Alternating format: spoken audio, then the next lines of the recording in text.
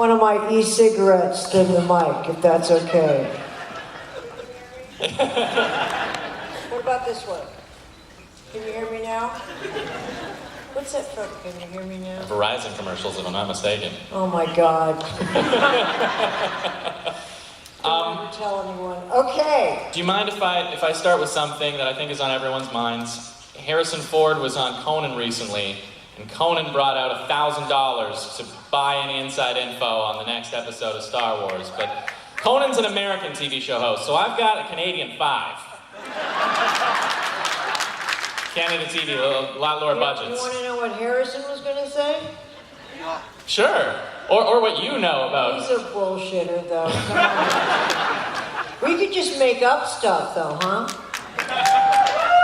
No, I've already made up stuff about it, so we'll let Harrison do it. He's been talking a lot, hasn't he? He's been doing more press recently. Why? And like playing with Chewbacca, saying you always were a good wife and stuff like that. I'm glad he's breaking that stuff out, so good. Yeah, you and Mark have always been a little bit more accessible and ready to talk about that sort of thing, and Harrison's always a little bit more quiet and reserved. Why do you think that is? He's older. You know, he's like, well, he's a lot older than I am. and that's saying something. No, he's more of that personality type. Yeah. Get him drunk, though, and he'll blah, blah, blah, blah, blah. So that's what I recommend. And what vodka, scotch, rum? From what I hear, it's bourbon these days. Bourbon, I don't know. Yeah. Well, let me ask you, what's your convention experience been like? Here we saw you out in Calgary earlier this year. What do you enjoy most about this experience? The sex. Really. Yeah. Everyone's very, very open to try new things and positions and just weird stuff. Is there like a raffle process to get in line for that? Or... Well, the people that are into it, they know. They don't need to ask about the raffle thing. Okay. There's a whole secret, It's not the dark side, but it's not light either. Well, another thing... The wild side. Yeah. You're known for being a very candid, very forthright. Have you ever said anything at a convention or in an interview that's gotten you in trouble in a big way? All the time! That's why I can't say anything. So I don't know. No, I really do get in trouble. And I think, when I was in Calgary, I thought, I'm in Calgary. Everywhere is Calgary now, and everywhere is LA, and we all live on the internet, so I don't know. Well, I want to ask you a question that will get you in trouble. I don't know. But on that topic of the internet being everywhere, do you think now is a difficult time to be an aspiring young actress, given that our society is so focused on, appearance and instant feedback? A photo comes out instantly, there's the Twitterverse and the Tumblrs and the Facebooks and everyone, weighing in on appearance. Do you think it's more challenging? Well, you have to know when you get in, when you go into that stuff, that it is very appearance-oriented, and that stuff can really be painful. I don't know the type of person that could just shrug it off, but they're going to say stuff about you that you just, I was always really hard on myself, and, when they say, there's no one harder on yourself than yourself, yes, there are. They're out there now. They can say such rough stuff. Yeah. So in that sense, it's more difficult, and in the sense that it gives, I think lately there's this sort of, you get this feeling that it's very easy to be famous. And certainly there are ways of getting into celebrity that don't really involve talent of any kind, except the willingness to be, on camera, which a lot of people are. So, I don't know, it just like, people are saying to little kids, what do you want? And they'll, 5-year-olds, I want my own brand, So it's a very strange time for that, but it is not an easy job because of that stuff. It's personal, it can be personal, it can be mean. And I think people see it's like, oh, it looks like all this approval, and and they confuse approval. You can confuse approval with love. And you don't get love without its dark side. So you have to be willing to take those kind of risks. Well, if someone was trying to, establish themselves with a career through talent, an aspiring, actor or writer, because that would be weird. What advice do you have to aspiring young, creative types, be they actors or writers or directors? Well, be passionate about something. You can't tell someone to do that, but if you're passionate about acting or music or writing or being a musician, or there's so many, but you have to work really hard. And it's great. I would think it would be great to be really, really skilled at something, in addition to having a special gift. And you could say anyone can be skilled. It just takes, anyone could be, it just takes an enormous amount of work. And that's, where you get the respect. The other kind of celebrity, you don't get the respect, but, you get to sign autographs. I don't know. Well, let me ask you about the upcoming project where you're playing yourself. What is that? Maps to the Stars? Oh, right, that's right. They thought it was that.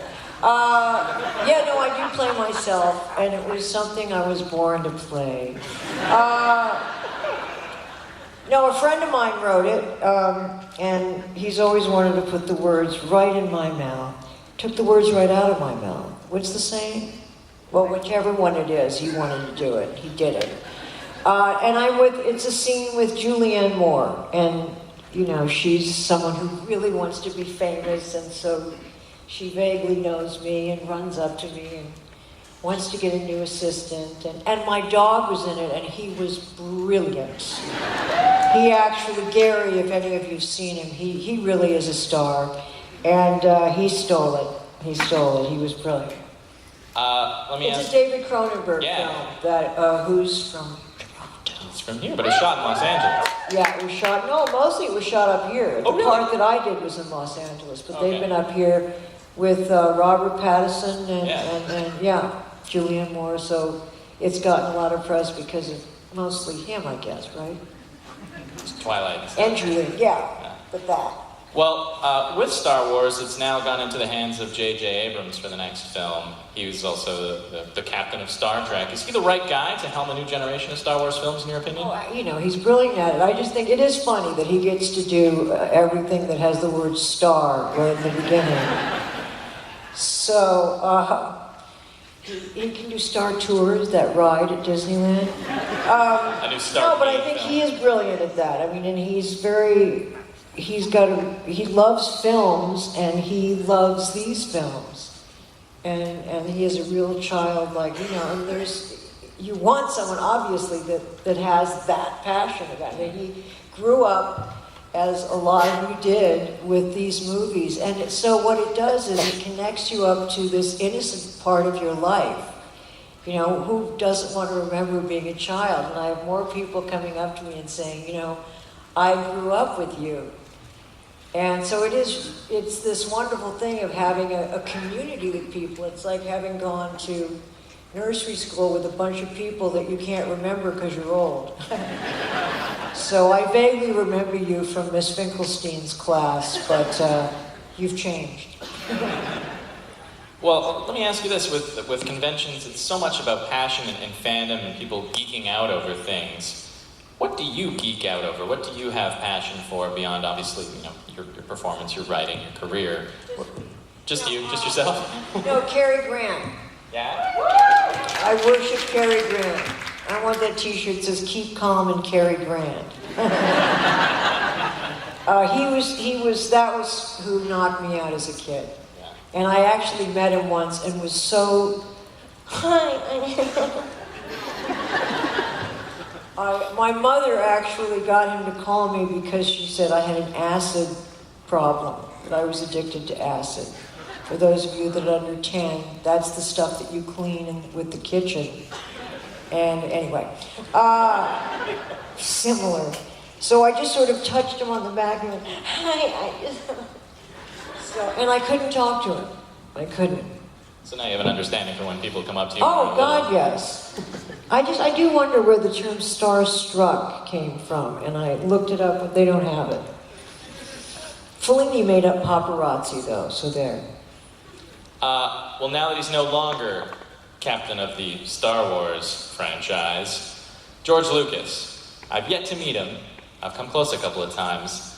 What's your impression of him now? Because, of course, there's been some... He's a dad! He's a dad, yeah. A new dad. Yeah, he just had Well, he's been a dad for a while, but he has 3 children that he adopted, but this is his first.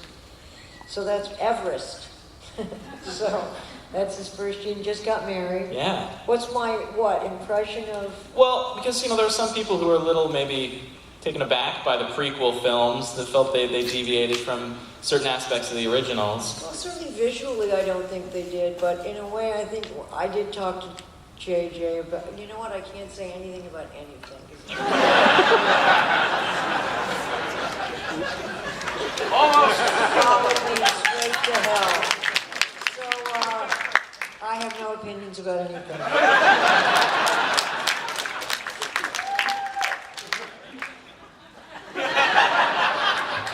I learned that in Calgary.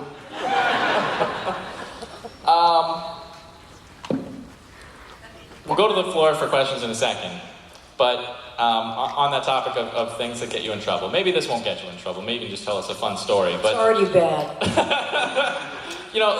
The green rooms at conventions, they're full of various talented people from various different mediums. Have you had any fun encounters or seen any interesting things play out in the green room that you could share with us? Maybe you don't have to give us names, but you could allude to certain things. Yeah. Well, I haven't been able to go up to Hulk Hogan because he doesn't seem real to me. So I've watched him from over there. Not over there, but over there in the green room. Right. And why do they call it the green room? I used to know. Same as Starstruck. I don't think anything hilarious has happened back there. No, I've had my picture taken with certain people, and I've had David Hasselhoff wears this T-shirt all the time that says, I think it says, "Don't have." See, that baby's crying about this. She knows the story. It's like, don't hassle me, I'm the Hoff, or something like that. So he was wearing it all the